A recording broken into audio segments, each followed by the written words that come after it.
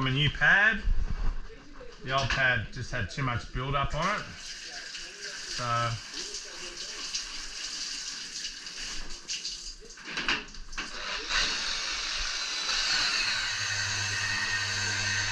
I've got a new one. I bought 4 of them a while back. They're very hard to come by.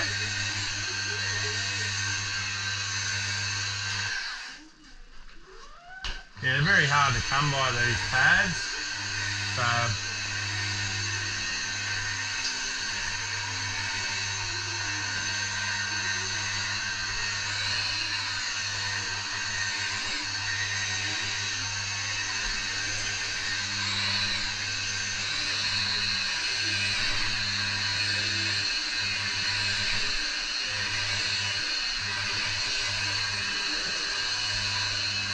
now I'm going to do 4 passes with this.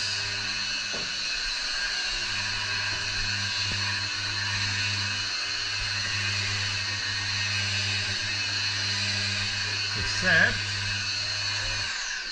back in 1 sec, I'm just going to take the camera off.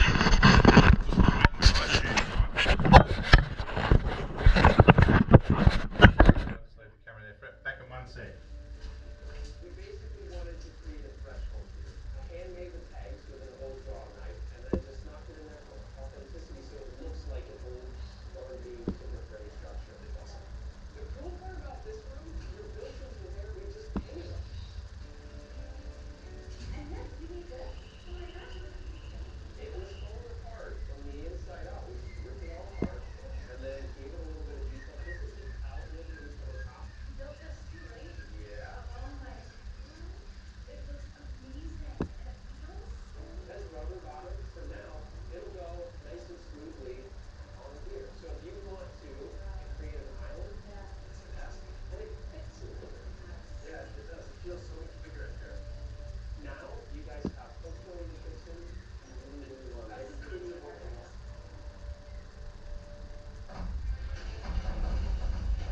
Flipping is our business. We flipped over 700 houses. I love this guy. With that many homes, we buy our share of disasters. Look at it, it's moving. I'm Anita, Let's do this. and this is my husband Ken. This is the worst I've ever seen. Oh, it's terrible. We take on the toughest projects. That's what's holding the house up. Shut the front door. And turn them into some of the best homes in the South. Can you both leave this place?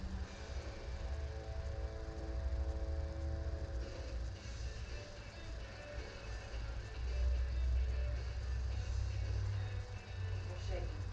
Bacon. You got some bacon for me? I do have some bacon for you. What you got? We got a house that I'm super excited about. Okay. Check this out. Tell me. It's a boarding house in Oakland City. Oh. I don't think we've ever bought a boarding house before. What's a boarding? What makes it a boarding house? 9 bedrooms. What? 9 bedrooms. 2,700 square feet. Not shaking. Please. Guess how much we bought this house for? 57. Check this out though. Here's why I'm excited. The house next door, What's that? under contract right now for 210, and it's 1,000 square feet less. What? Let's see this. There we go. I'm back.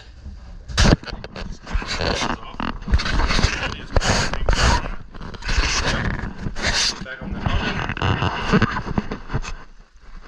Yeah, so what happened was I gotta wear these boots because otherwise the joggers I wear get wrecked really quick. So I don't want to wear these all the time because they're not very good, but they're waterproof. So what that means is I can be in a wet condition and the sole's not going to fall off.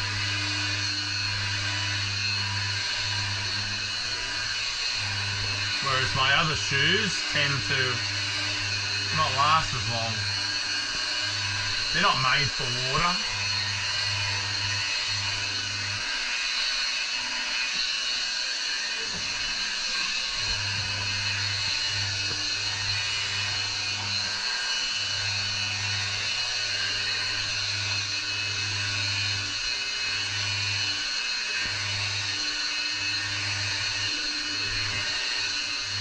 Yeah, so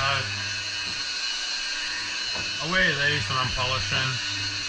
It just means I'll probably get a slightly longer life, maybe about 4 months before my shoes stuff up. What happens is the soles release from the top of the shoe, the upper, and yeah, they're stuffed.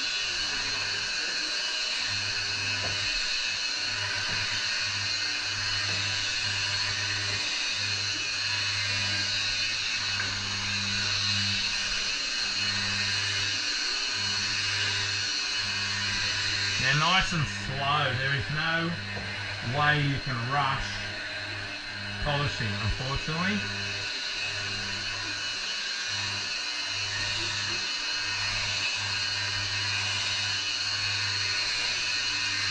The slower you go, the faster you go.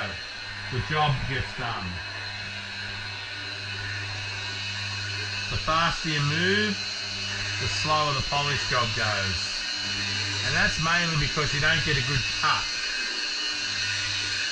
So when you go slow, you get a nice even cut. When you go fast, you tend to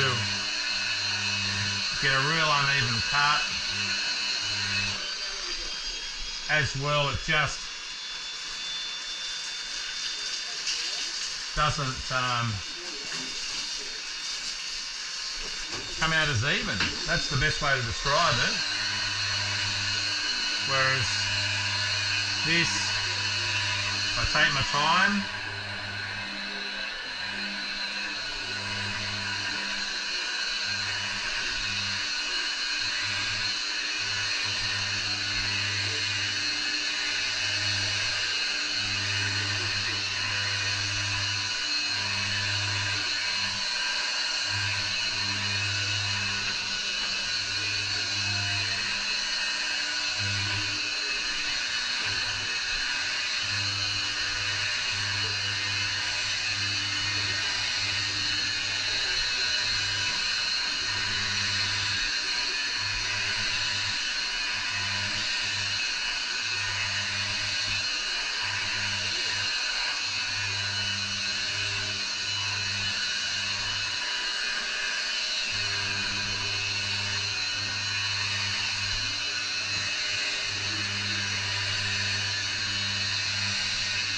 now this Easy Rider model I've developed over a few years.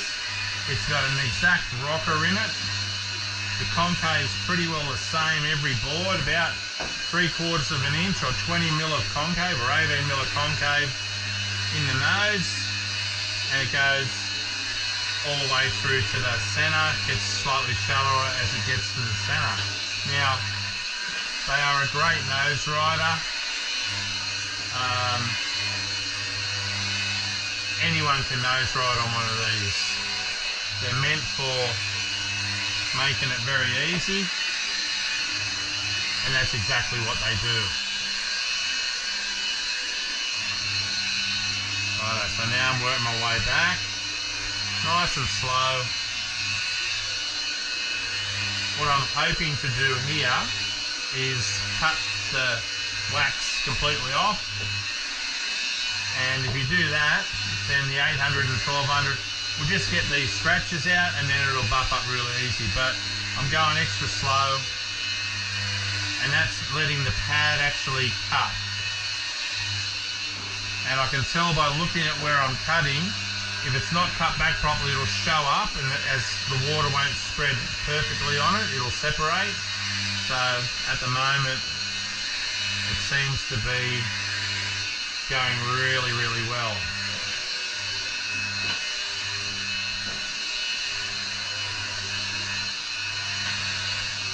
As I say, I'm going quite slow, which means I've pretty well got all the wax off the finish coat. And because I didn't over wax it, it cuts back really well.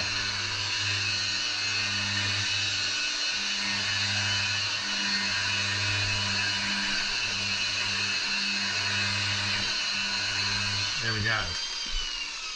I'll show you what I mean. I'll just wipe this. I'll do a random spot.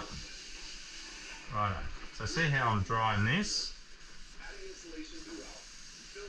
That all looks nice and even. There's no shiny spots or nothing, so the cutback is fine. I'm just going to give this a quick hand rub because I've just done the 400.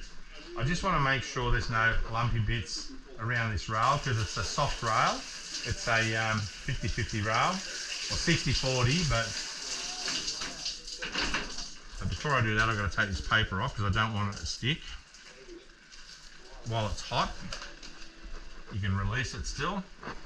So I'm just going to give this bottom half of the rail a light rub just to make sure it's blended into the rail perfectly. I'm not rubbing it heaps, I'm just feeling for any little lumps in the finish coat. Sometimes you get them in this part of the rail, and by doing this you just make sure there's nothing there that's going to show up when I'm polishing, which means I have to wet and dry more. So I'm trying to make it so I do not have to do too much wet and drying. I'll just blend that in. It's only because this bottom shape is so severe. If it was just a flat bottom, I wouldn't have to worry about it. But because this has a chime and a deep concave, you really got to just check to make sure it's fine. There you go, that is. That was just a little extra rub here because I don't want any little irregular bits. No, that's perfect. Right, the next one I do is 800. Bit of spray, I'll use up my old spray.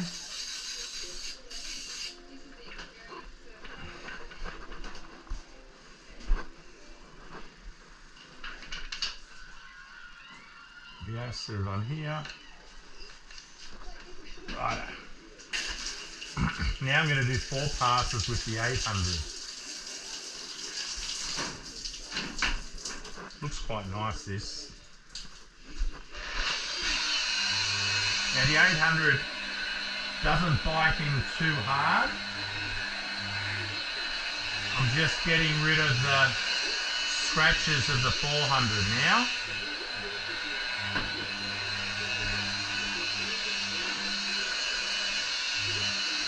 Nice and slow. This is the key to it. If I keep it this speed, it'll come out spot on. If I try and do this, it will be a shit cutback job. So nice and slow. Slower is faster. What I mean by that is when I'm polishing, I only want to do 1 pass with the polishing pad. If I've got to go 3, 4, 5, 6 times to try and get scratches out, it costs you too much time. So I want to be able to just do 1 pass. All the work with polishing is in this part. Just cutting it back.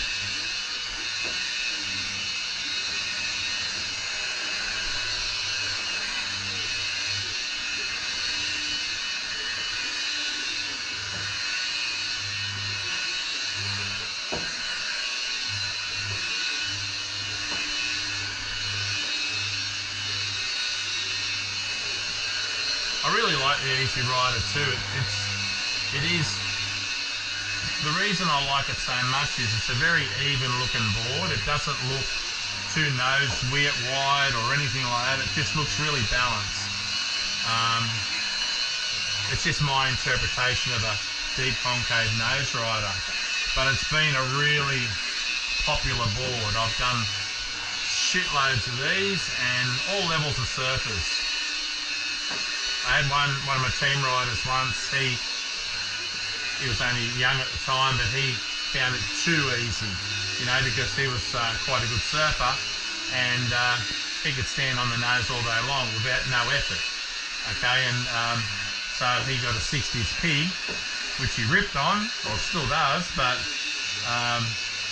it just was a lot easier. It was a bit more of a challenge, but he made the 60s pig look easy. But this was just too easy. But that's why it's got the name Easy Rider. It really is.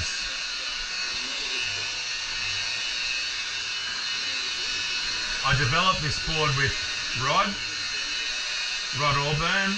He harassed me for about I reckon 3 years, always talking about a deep concave nose board, and I never liked them, to be honest. I always hated these fucking fat nose things, but I did my own interpretation of it. I wanted a bit more area in the tail. I wanted it to look more balanced. So now I love them, but that's my interpretation of it. And Rod harassed me, and then we made one, and the first one had 50-50 rails, and it went good, but then we did another one with 60-40, and it just went so much better. So we've just been developing it ever since, just making sure it's fine-tuned. The first one had a fatter nose, so what we did was we made a bit of a point on the nose, so the leading rail that sits in the water, the old one was like this up here, and we brought that back a bit so that edge wasn't too far forward from the centre, and it just locks the nose in beautifully. So there's been a lot of work put into it. Rod's had many of these. He was the one that helped me develop the Big Easy when we did the flat deck Easy Rider, and the Big Easy was first, and we developed that one. So Rod's developed a few shapes with us, and he's taken them to Hawaii, Maldives. So they've been tested out in some really good waves. I think his last trip to the Maldives, he just took his Easy Riders, 9.6s. But when he goes to Hawaii, he's got a couple of boards over there at friend's place, and he surfs Waikiki and Queens and all that, and he's got a 10-foot Big Easy over there. So it's a bit harder when you're taking them on the plane. They're too big, 10 foot, so we had to freight it over, and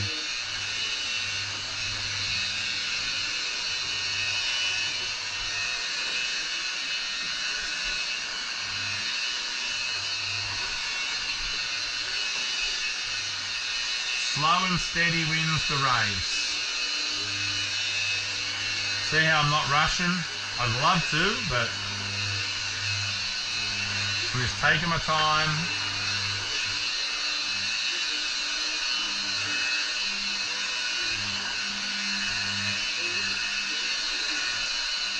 There we go. Now I do the 1200. That was the 800. Drop it. Now the 1200, which is this one right there. There we go.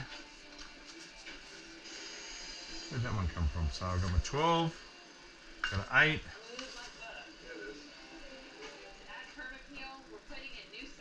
So I'm just making sure I've got my right bits of paper here.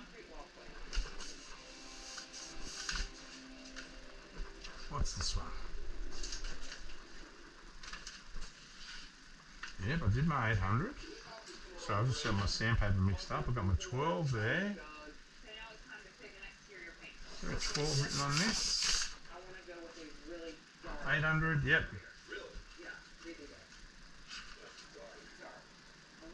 What's that one? Sorry, here we go. And 12. Okay, 12. There must have been one that was sitting up the top here. Sorry, I had one sitting on top here. It must have blown down. That's the 800 and the 400. Let's go to the other side. That was sitting up here. Blew down. Righto, now the 1200. Bit of a mix up.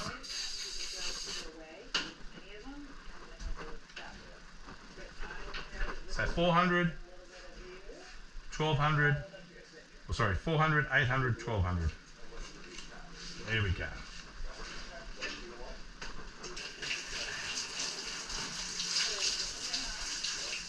So I'm just taking this nice and slow.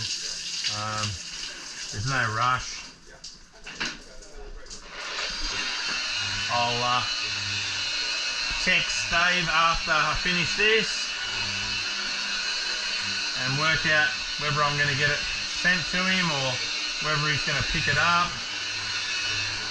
surfboard courier charges, I think, 50, 60 bucks or so to go to Sydney. Pretty good value. Might be 70 now with the petrol going up. But it's pretty good value just to get it freighted to your door. Whether it's Chris, he does a lot of work for us, and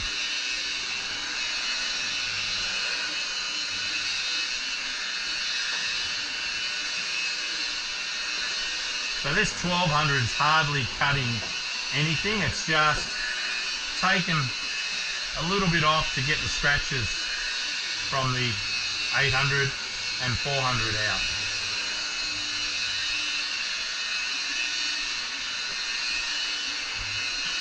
I do 4 passes.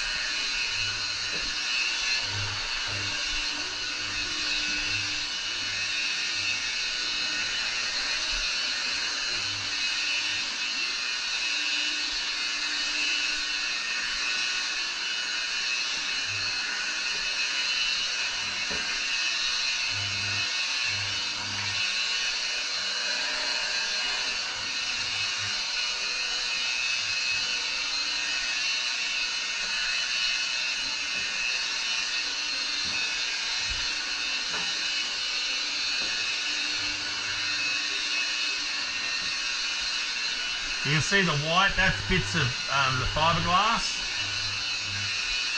It just turns into a little bit of a white foam type thing. So it's gradually cutting into it.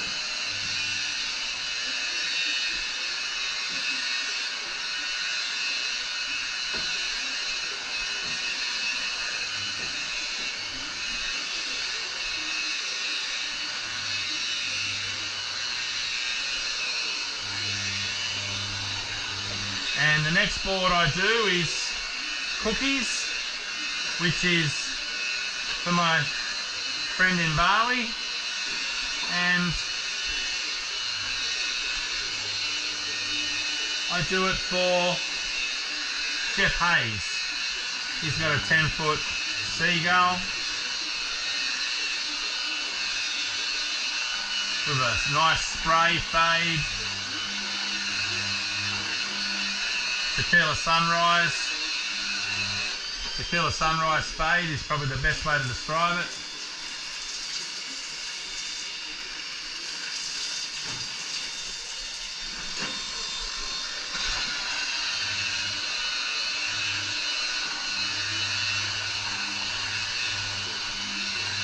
Really happy with how this box is put in. See how it's a perfect line all the way around.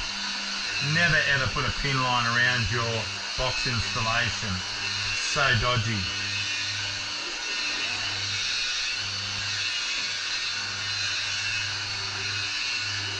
I like to do that white because it then looks like the sticker with the white keyhole on it, you know, white border. It just, I think it looks nicer.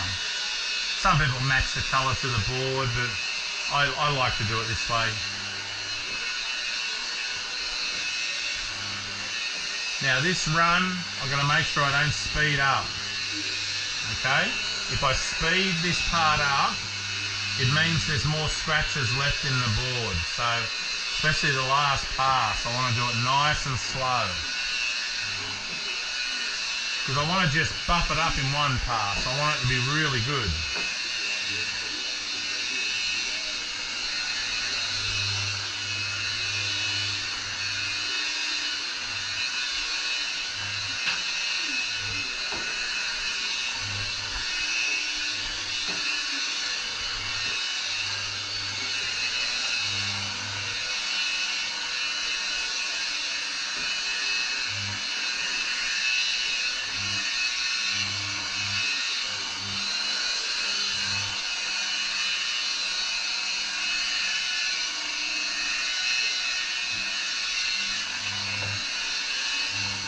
Nice and slow.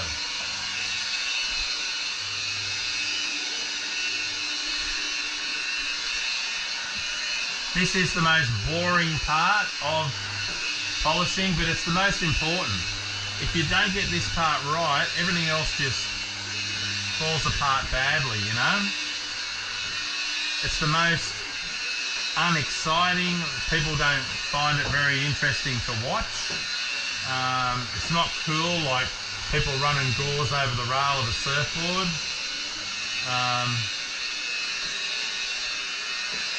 If you ever see me shape a board, I only gauze my rails 3 passes.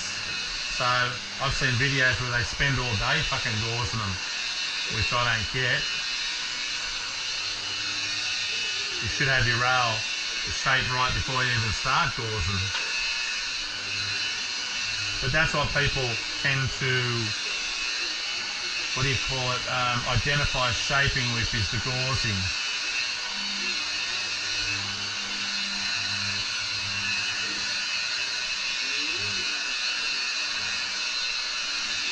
That's it. Right, so that's 4 passes with a 1200. All right, now I'm going to rinse this off, flip it over, and I do that all over again on the deck. Pretty happy with how this is coming up.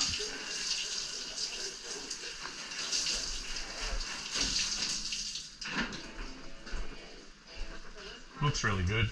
It's going to polish up well. I know that much. It's going to polish up really well. Right, 400 first. So I'm just getting rid of the last bit of my can. Look at that, it's just splattering out. Once I use it till it's empty, it's nothing in there, maybe half a teaspoon. When you pay for it yourself, you tend to use everything up. When you don't pay for it, you throw it out. Right, yeah, see the white around my sticker? That's why I put white in my boxes, because it then looks like the keyhole effect. There, so there is method to my madness.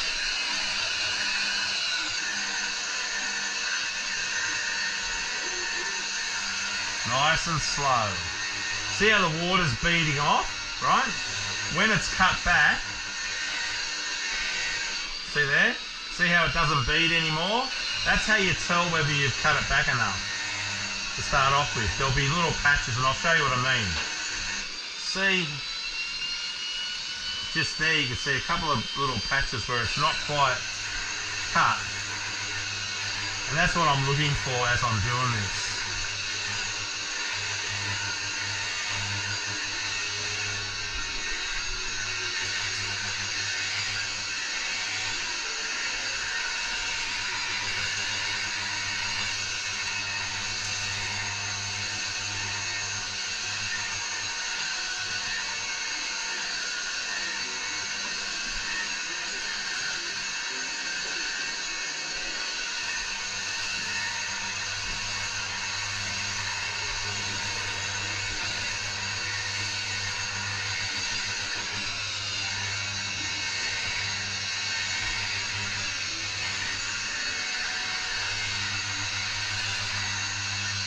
Now I wet and dried the rails already, and when I wet and dried the rails, I went to about here.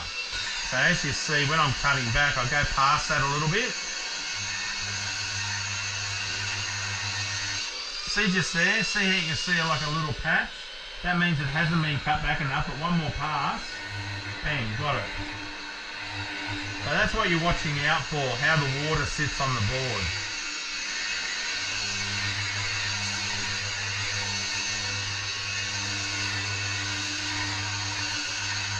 And then the next pass, because I'm only just taking the wax off, or just roughing the wax up, which sort of resists cutting back, it sort of doesn't want to be cut back, and it sort of resists it a bit.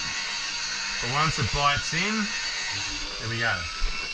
Now wet it again. Now I'm up to my second pass, going backwards. If I tried to polish this now, it'd just look shit house. You have to get rid of the wax completely. So nice and slow. I slowed the machine down a bit because this deck is rolled, it's convex, and I want the pad to wrap around it. If you go too fast, it'll only cut in the one part of the pad, the center, but if you slow down a bit, it'll wrap around the convex a little bit.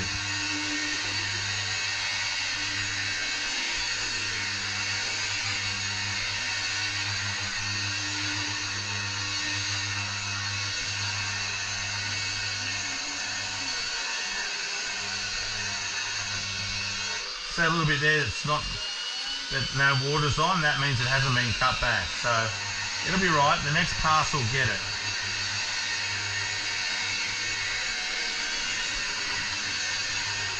And then I've got 2 more after that, and that'll cut it back nicely. See this bit there and that bit there, okay? Now watch what happens. See if I wipe it, the water doesn't want to stay on it. That means there's wax there. It's not cut back where this is resin. Now watch what happens when I go over it. There you go. I'll go back to that one spot again. See, now it's gone. Now there's no wax there. So that's what you're sort of looking for when you're cutting back. It's not just a mindless letting the machine do what it wants. You're actually looking at the texture of what's happening. And that's how you can tell. See just there? See how it's not, see how I rub it and it doesn't get, see how it doesn't get wet? And see that little upper there? It's like a half moon. Gone. So it doesn't take much. Just slow and steady. But this 400 cut is the one that does everything. It really sets up the foundation for your whole polish job. If you do this one badly, you'll have lumps everywhere, you'll have waxy bits which show up really bad. You can't buff it out. So this last pass, or last 2 passes, I'll make sure I do nice and slow and even.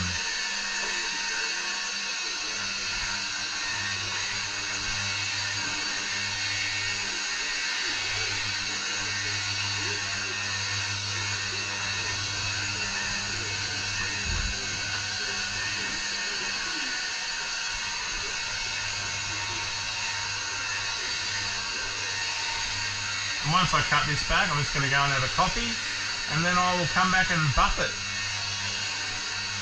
I've still got two lots of 4 passes, or one of the 800, one of the 1200, 4 passes, and then I've got up to the nose and back again in the 400, so still got a bit of work to go yet, but slow and steady.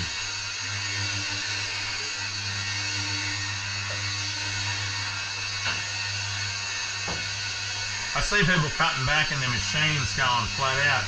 I'm on 1.5, just to give you an idea.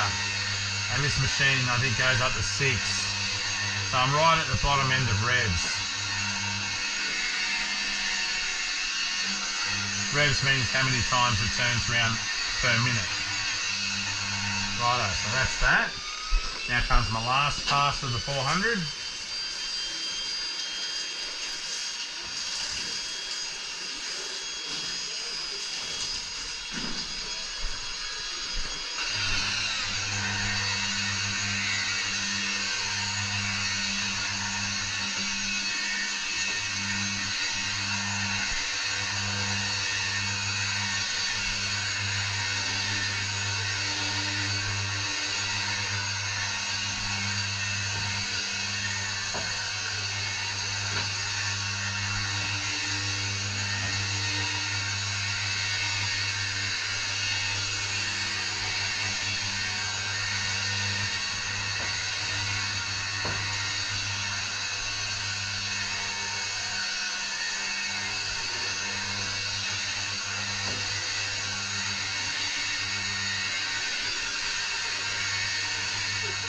Now when you're hand rubbing the rail, sometimes you're left with a couple of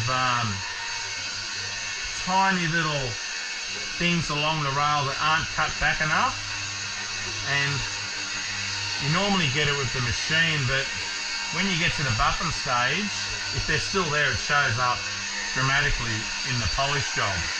Right, so what you do is, let's take this off, like I did on the bottom. You just get your 400, and I'm just going to give it a quick rub around where the machine work and the rail rubbing mixes together.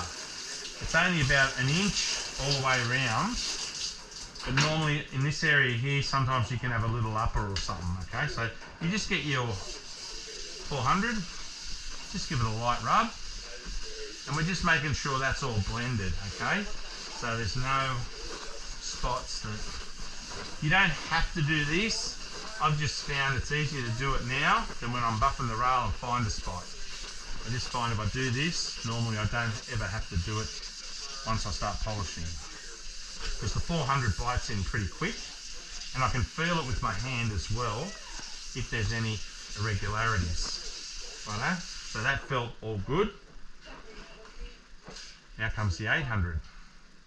I think this is about to finish. Oh no. God, it's fighting to the end. It doesn't want to go, that one, does it?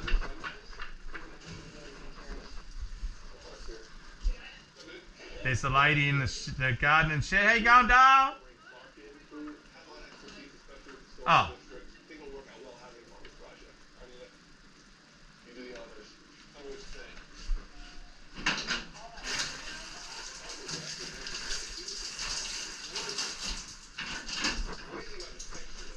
Righto, now I'm doing the 800.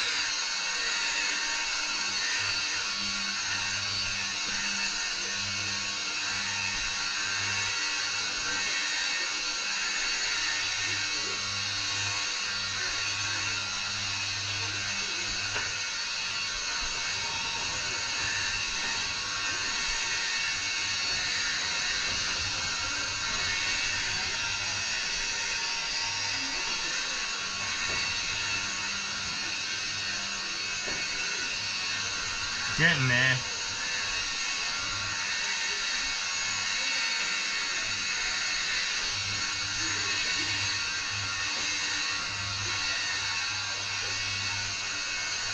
Looks like the COVID train is pulling into the station again.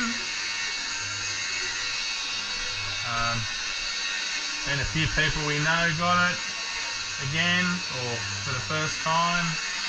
And we're just going to go back to doing what we were doing, just keeping pretty quiet. And certainly not going out into any public things. Hopefully we won't screw up our time up at Mid-North Coast Girls Surfing Classic this year. We're sponsoring part of it, with some other people contributing to the sponsorship, and looking forward to it. And I hope for fuck's sake that this stupid COVID scam doesn't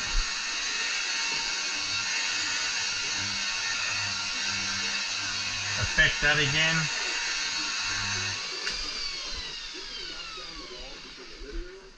Now, it's pretty hard not to comment on it, but apparently a white whale, just to give you an idea on how, there you go, she's finished now. Now comes the new tin. Oh, look at that. There's a white whale that got washed up on the beach. Now, I reckon watch that space closely. I reckon it's going to be counted as a COVID death. Now, people might say, oh, that's a bit silly to say something like that, and unfortunately it's not, because people died in car accidents, heart attacks, all sorts of things, and they were classed COVID deaths. So it doesn't matter, like, a scam's a scam, but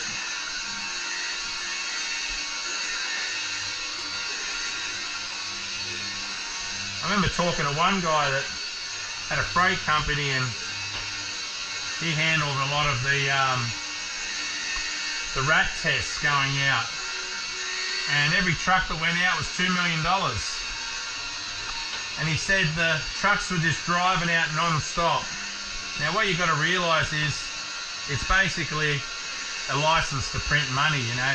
Those products were probably made in fucking China, and they probably cost, if they sell for $10, they probably cost 5 cents to make, if that. So what you're talking about is a pretty big scam. Now my problem with the whole thing is, a lot of people might have different opinions, okay? Now there's lots of people that had to lose their jobs. Some people lost businesses, houses, all sorts of things through COVID. Now they were expected to bend over and take that without much resistance. Now what I don't like is that all these companies, especially the ones that did all the PCR tests, they still charged out at the fucking expensive price. They should have just done it for cost. Because what that means is all those companies that sold anything to do with COVID made profit. While other people are suffering, they made profit. Now, they should have been forced to do it at a cost price of only a small profit. Okay, so help humanity in that sense. Now, the fact that no one's even talked about that just shows how, you know, how deep the swamp is. Because back in the olden days, a certain lady said, let them eat cake, and we know how that ended up. But I just think the fact that these companies just kept charging and making money after money without having to pull back the price to help everyone, even though people were losing their jobs and asked to contribute to lockdowns and all that sort of stuff, yet these companies just made billions upon billions. I just don't get that. So yes, I'm a very much a person that doesn't believe that that sort of thing should be allowed to get away with, but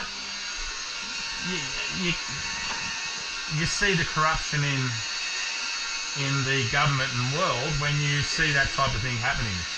they had the power to make them charge a certain price, and they didn't. Yet they asked the average person, millions of people, to give up everything. So that's where the problem is and lies.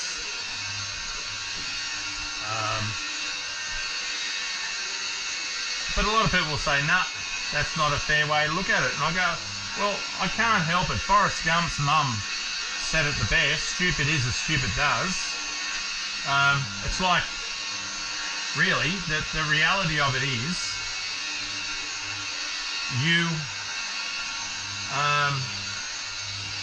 the news, right? I read on the news that different political people are going to run for 2024 elections, and they have the right to. And that's news in a sense, but the list of Epstein's clients isn't news. So I'm a great believer in the media should be really held accountable for not chasing down Epstein's list.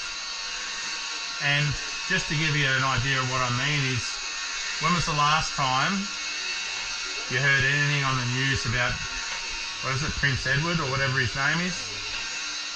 Yeah. Anyway, just saying. A lot of people in government at the moment will be on Epstein's list. There'll be a hell of a lot of people in the US government. That's why they didn't want former presidents and all that type of stuff. So that's, I think, where the media is pretty fucked up. But everyone, everyone has the let 'em eat cake day. I believe that. I believe there'll be that let 'em eat cake day. And it happened to, look at Ceausescu, one of the most powerful people in Europe, Eastern Europe, and he got shot against the wall with his missus. So everyone will have their day in that sense. I know it's serious, but I spoke to a person I was talking to on Instagram, and he lived in Romania at the time when all that was happening. And I was mentioning it, and a couple of people said, oh, that's not quite, is that right? And then he said, Peter, I lived there when that happened. We got out of the country after it. Yes, everything he said was true. And that's what I believe in, people that actually have lived through these horrors, not what the media says. So anyway, but that's just where we're at the moment. We're about to go through another COVID scam. Those trucks with millions of dollars of rat tests are going to be going out. People are going to be losing their livelihoods, and a lot of people will barely know they've got the disease or virus. And the best way to do that is look at how many people you know got seriously ill, and it's very few. And the people that did, a lot of them had underlying issues and would have passed away with anything. So it's just one of those things. Anyway, shouldn't say too much about it. I'll get a COVID ban on my thing. But look at that. Righto, I'm going to go and have a cup of coffee, and I'll come back and buff this up